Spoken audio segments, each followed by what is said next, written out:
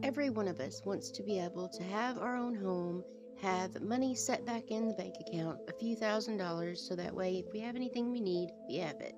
And most of us want to be able to obtain good credit. In reality, though, a lot of us don't have that. But it's not hard to get it. Stick with me and I'll show you how. And obviously, you have to have some type of financial income to be able to have a home, obtain the money that you want to have saved in your bank account, and to be able to get good credit. So, if you don't have a job, just go get one and come back. Because a lot of times, and it's sad, people think that you can just get rich quick and it'll work. And in reality, no, it don't. You have to work. So, if you're like myself and you're trying to better your life and you're doing things in that nature and you're heading to that goal, then we got this covered. So, the first thing that you're going to want to do is you're going to want to open you a secured credit card. Now, most people cringe whenever they hear credit card. This is not something that you are going to be able to obtain in the beginning. That's not unsecured. The reason I say this is because in order to be able to attain a credit card, you have to have good credit. And when you just start out, if you're 18, or even if you haven't ever done anything like to make yourself have bad credit, no credit is almost just the same as bad credit. And I know that sounds kind of weird, but it's the truth. Because with bad credit, you can't obtain anything. But with no credit, you still can't obtain anything. So what you're going to want to do is you're going to want to go to the bank. You're going to open a secured credit card. It's not going to be something that you're going to be able to go spend $5,000 or anything like that, unless if you have that much money that you want to put down. But the main thing for this is, and the reason that you want to do this, is so that way you can actually pick one bill that you're already going to pay every month anyways. For example, if you have a phone bill that you pay every month, you're already going to pay that phone bill, no matter what. You don't want your phone cut off, so you pay it. If you go open a secured credit card, you need to take the money that you would normally pay your phone bill with and place it down. Most banks require you to have $200 though to start one. Some banks are different. Just check with your local bank and look around.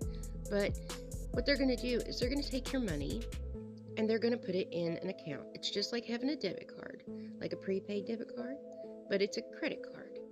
And what you'll do is you'll pay your phone bill each month with that credit card. So you're going to need to go in, however much your phone bill is, you're going to need to deposit that money in your secured credit card account.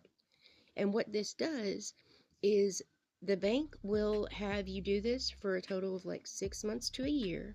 Then after you do it and you're consistent and you make payments every single month for that 6 months, what they'll do is they'll open up a line of credit for you, matching whatever you started your credit card out with.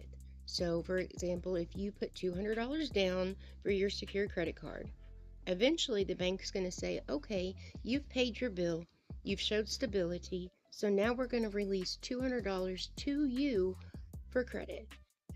Don't go spend that money and then not make payments or, let it slip by, because then all that's going to do is all your hard work is going to go straight down the drain, because you're going to owe that $200. Yes, they gave you an extra $200 line of credit, but now your credit score is going to drop horribly bad if you miss a payment. That is my next thing that I'm going to talk about. The second thing that you're going to want to do, make sure you actually put your money in the account before the bill is due. That is very big.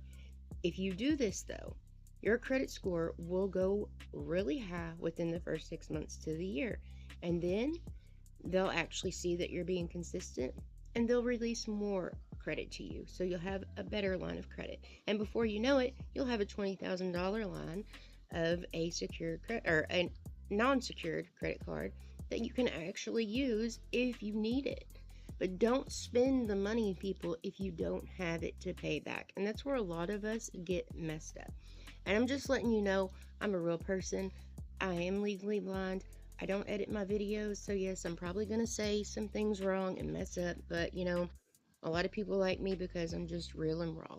So just bear with me. I'm not like a professional speaker or anything like that. I'm just speaking, and this is what I do with all of my videos. I put stuff out there that I know 100% is real and that the information that I'm giving you is accurate and true.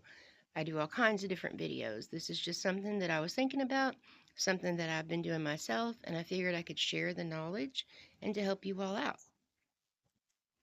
Third advice to you would be if you are somebody that uses debit cards, stop doing that. Go back to a checkbook, and if you've never done it, start doing that.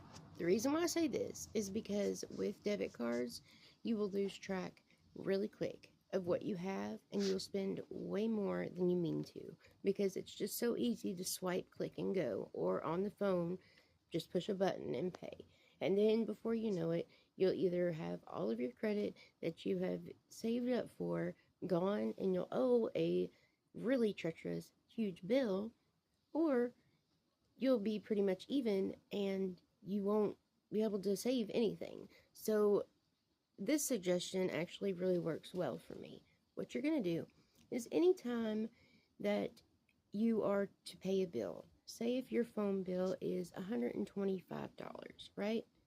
Well, just sit there and be like, okay, pay the $125, write it out like it's supposed to be, but in your checkbook, where your balance is, put that you paid $130. I know this sounds silly, but if you have money that you think is gone, you won't touch it.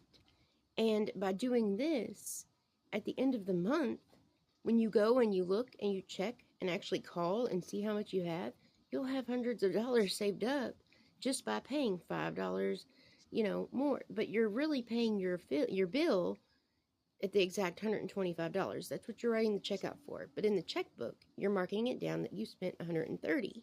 So that's $5 saved. And if you continue to do this each time you pay a bill with your checkbook, you'll have all kinds of money at the end of the month. Imagine how much money you could have at the end of the year, too. Another thing that I want to let you all know is if you are someone that owns your home, or if you have your own business and you pay taxes at the end of the year, stuff like that, that can be a doozy and it can take a lot of money from us. But if each time that you get paid, you put 20% back, at the end of the year, you'll have the money that you need for the taxes that you need to pay. And then again, you're going to have another bit of money that is left over that is going to be like another savings account for you. So doing those two things right there can actually save a lot of money, and you don't even realize you're doing it.